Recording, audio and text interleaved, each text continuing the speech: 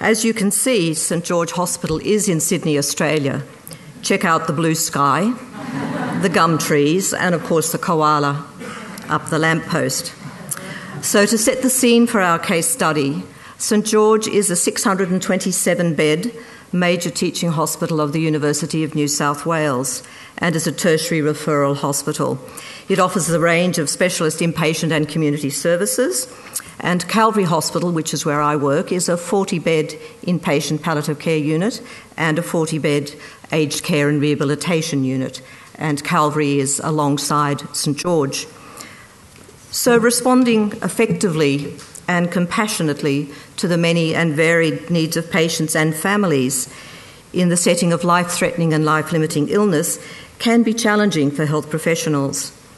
There is increasing evidence of patient dissatisfaction with care and of health professionals struggling to cope with heavy workloads, long hours, and financial restraints within the health system, which I'm sure many of you here today can relate to. Indeed, a recent survey of 43,000 doctors and 7,000 medical students by a leading Australian mental health group, Beyond Blue, and this report was released 2 weeks ago and made headlines in the Daily News, found that doctors report substantially higher rates of psychological distress and attempted suicide compared to both the Australian population and other Australian professionals. In particular, levels of psychological distress in doctors and medical students aged 30 years and below were significantly higher than individuals aged 30 and younger in the general population. In this survey, 21% had been diagnosed or treated for depression in the previous 12 months. 1/4 had thoughts of suicide. Reported levels of burnout were high against the 3 domains of emotional exhaustion, cynicism, and low professional efficacy. Younger and female doctors had higher rates of burnout than preclinical and clinical medical students, suggesting that the transition from study to working may be a particularly difficult time for newly trained doctors. Of significance, the most common source of work stress related to the need to balance work with personal commitments and responsibilities. This was followed by too much work to do, responsibility at work, long work hours, and the fear of making mistakes. There has also been some criticism of the medical education system. One author, Shapiro, has written that it overemphasises logico-scientific thinking and problem solving. It neglects medicine as a moral enterprise. It devalues personal identity, discounts personal experience, disqualifies the narrative, overemphasises control, and encourages distance between medical students and patients. So, it was against this background that my colleague, Professor John Kersley, who is a radiation oncologist, and Dr. Chris Sanderson, a palliative care consultant at Calvary, and myself, sought to identify ways to engage, support, and rehumanise medical students and junior doctors. Firstly, the Whole Person Care Group was formed, and this is based on a group that was established at McGill University in Canada. And this is an affiliation of clinicians and researchers from St George and Calvary who have a particular interest and commitment to the values and philosophies that underpin the practice of holistic care. It aims to highlight the many facets of whole person care by promoting better care of patients and self-care of health professionals, especially those engaged with patients who have life-limiting illness. These whole person care symposiums, which were held in 2010, 2012, and we have one next year, attracted over 200 healthcare professionals. And they were not in the usual conference format.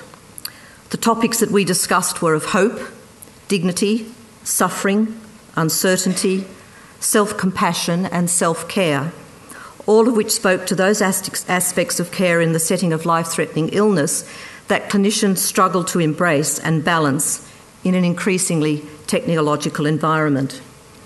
An environment that has the potential to dehumanise and isolate both patients and clinician. A significant component of these symposiums were panels where senior health professionals spoke of their own engagement and struggle with these topics. And this was particularly relevant to junior doctors who saw that their consultants were indeed human and did not always have the answers. We then took a component of these symposiums to 50 junior medical officers and surgical trainees at St George in their half-day education session that we called The Case That Keeps Me Awake. We invited the participants to identify and write down a clinical case that they remembered, what happened, what they felt and what they did. Everyone in their clinical career can readily identify such cases. With permission, these cases were read out and discussed. I should say that they were instructed not to write about the patient's clinical aspects. We did not want to know about their biochemistry or their surgical procedure, but rather what aspect affected them the most. And these were nearly always ethical and psychosocial components of patient care. We then offered an opportunity to debrief and to consider alternative approaches to these cases. We made the decision to seek ethics approval to run the workshop. We sent participants an information sheet about what was expected of them and what would happen in the workshops. We obtained signed consent. The facilitator was a very well-known psychotherapist and author, very experienced in running groups. However, by afternoon tea time, we had lost half of the participants, ostensibly being called back to the ward on their pages, even though pages had to be turned off. Some of the doctors reacted strongly to being what they perceived as assessed in front of their peers. Some thought the language of the facilitator was psychobabble and not scientific. And of concern, some felt that they had been coerced into attending and that there was a hidden agenda, despite us being very open in the information sheet. So I think it's really important to reflect on this initial foray and the lessons that we learnt. So firstly is the importance of building trust in the group. The challenges of pulling junior doctors off the ward. Even though this was meant to be protected education time, many felt drawn back to their busy workloads, answering their pages to their consultants. Third, the risks inherent in forcing people to attend. And finally, the difficulty in achieving much worthwhile using a large group format. So the question was asked, do we need to catch them earlier? Is there a window of opportunity before the pressures of hospital routine? This was the focus of annual elective workshops and healing run by Professor Kersley for medical students in their print term. So this is the pre-intern stage of their undergraduate curriculum. So the aims of the workshop were to facilitate learning about healing and about personhood, to encourage self-reflection, to introduce the concept of the use of the therapeutic self, to assist students to uncover their own skills. It was based on the concept of transformative learning, and these workshops used art, music, sculpture, and personal reflection to focus on the aspects that drew them to medicine in the first place, their goals, their aspirations, and their dreams. One of the participants in the workshop commented, "With the course, I shifted my focus in medicine from science to human beings. I feel worthwhile of being a doctor who alleviates suffering rather than treating the disease. The change may seem tiny, but it will be able to sustain me through." So in summary, our aim in fostering these programs have been to transform medical students into physician healers, to allow doctors to rediscover their humanity and to regain their time-honoured role as healers. We have aimed for a bottom-up as well as a top-down approach, targeting clinical leaders and future leaders. We want to promote a focus not just on patient or person-centred care, but on relationship-centred care. And we aim to be open to all health professionals. Professor John...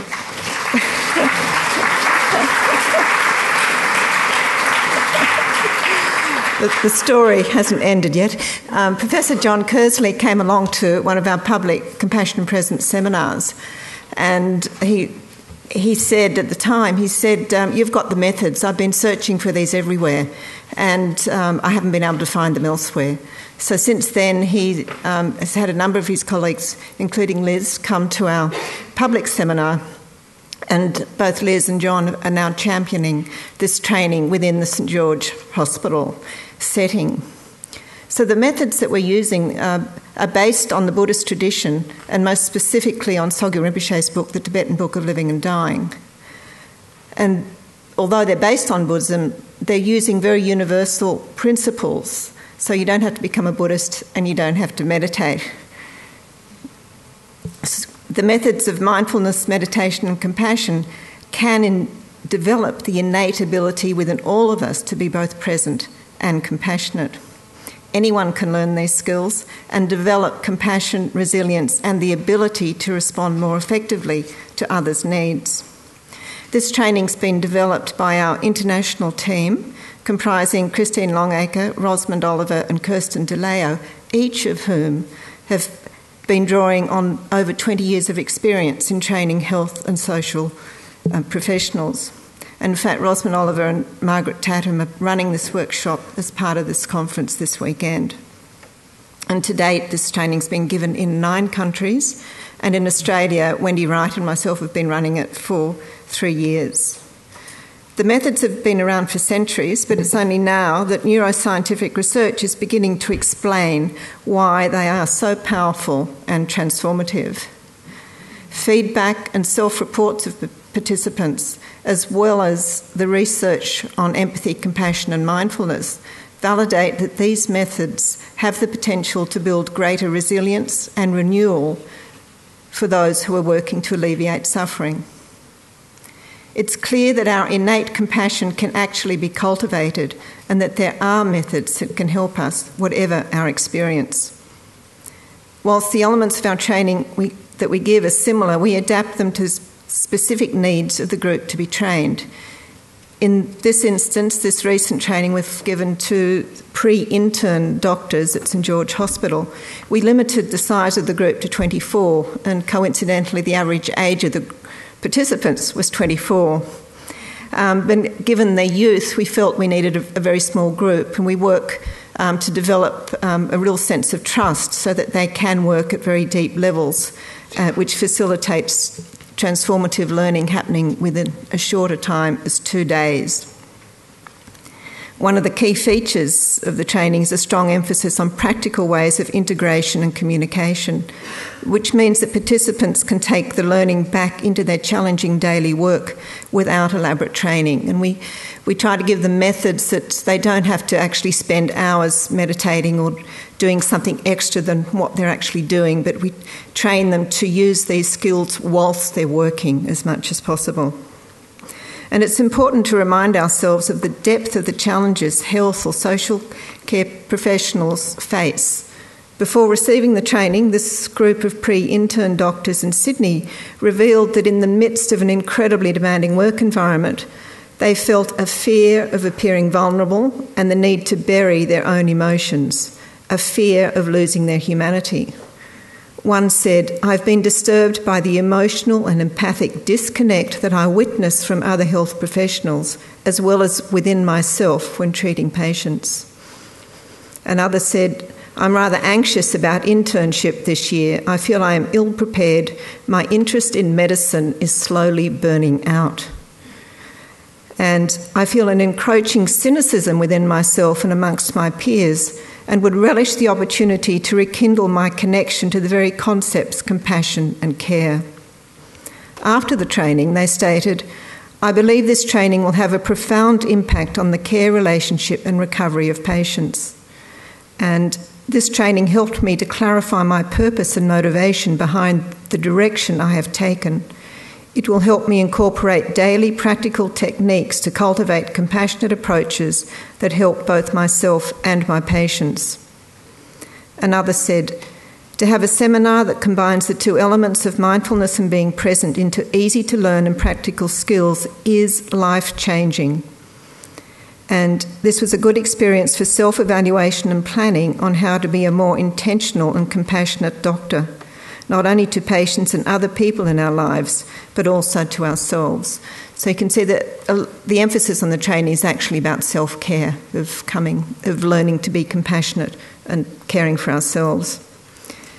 By helping us to stay connected with and develop our innate compassion, and training builds resilience, authenticity and confidence, creating not only better outcomes for care professionals personally as well as patients and clients, but in addition more nourishing and supportive workplaces and organisations. Workplace cultures are notoriously difficult to change, and changing culture needs to be tackled on many levels. Conferences such as this and the whole person conferences that Professor Kearsley and Liz organise, they help to raise awareness and acceptance of the value of training in compassion.